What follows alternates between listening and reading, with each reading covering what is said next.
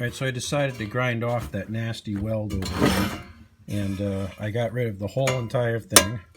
So as you can see, I'm totally separated now. And I'm going to weld it back together with my MIG welder and try to put a nice bead down there. And it's a little prettier looking than those couple rods of snot. And this side sucks too, so maybe I'll do this side after I finish that side. But this seems to be a common flaw with all these tractors, is that this weld breaks here.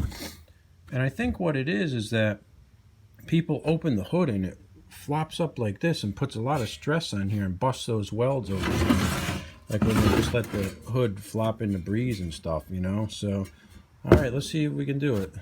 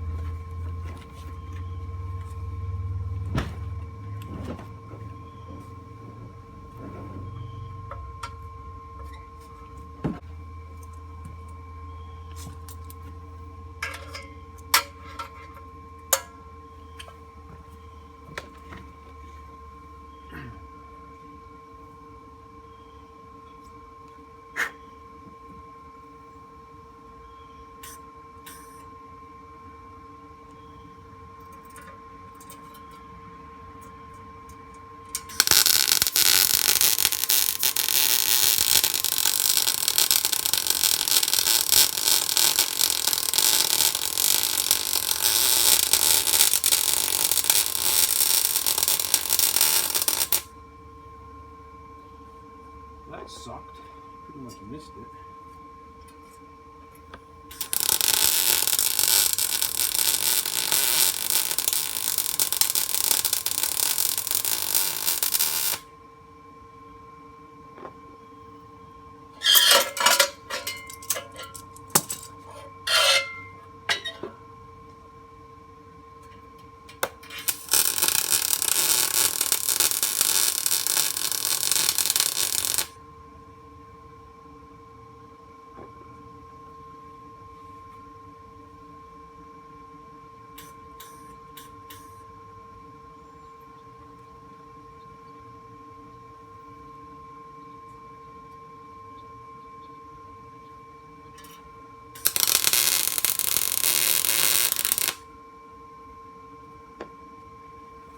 Okay, so I'm by no means an expert welder, but I did weld it up and I ground it down and sanded it, and I think it will be good enough. What I ended up doing is this was the side that they had already welded, and I just welded up a couple more spots in between their welds, and the other side I welded all the way down, and I tried to grind it and get it as smooth looking as I could, but I'm no expert welder. I'm just entry level. I've only welded things a dozen or so times, but I'm trying to learn, and I'm happy enough with this result. So let's shoot some self-etching primer on it.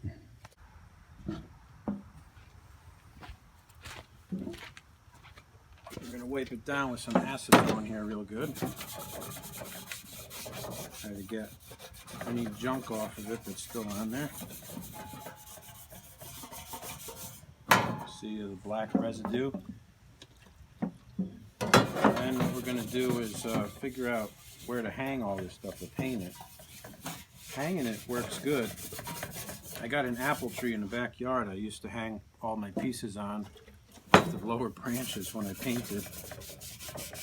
Maybe we'll get back to that tree again. Yeah, this stuff is pretty clean. And that blasting was pretty awesome, guys. I highly recommend it. It really is the bomb. And this metal is so clean. It was so dirty. It was sitting outside for years, rusted to death.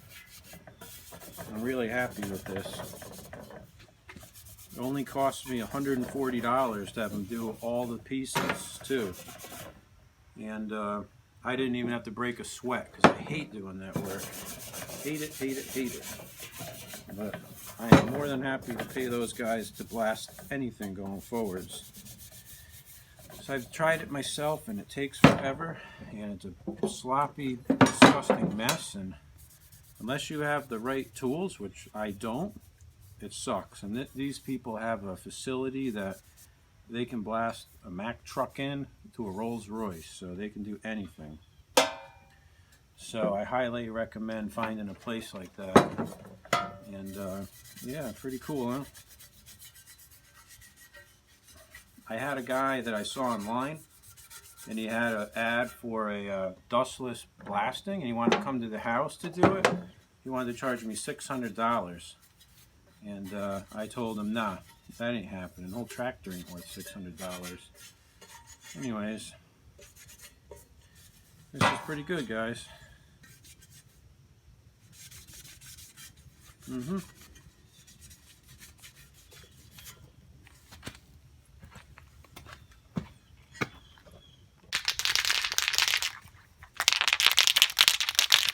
We got some Rust-Oleum self-etching primer here, and I want to get this stuff primed before it gets too humid today. So let's see how this stuff works. I never used it before. Oh yeah, sticking good.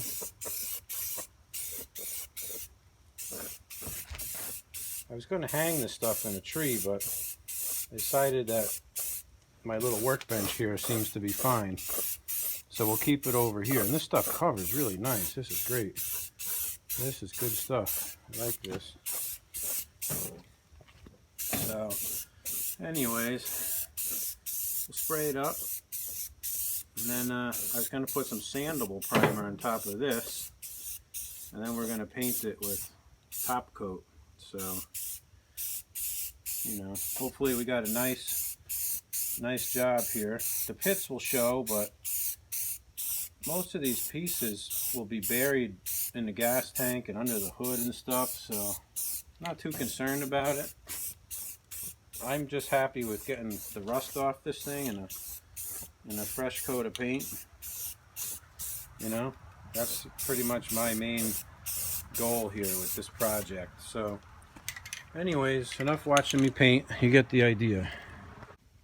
I got a coat of the self-etching primer on everything here on both sides, and that was one spray can to do all these pieces. So I still got to do the hood and the handlebar levers, but for now I'm actually going to go and run some errands and let this cure a little bit, and we'll come back and we'll do the hood.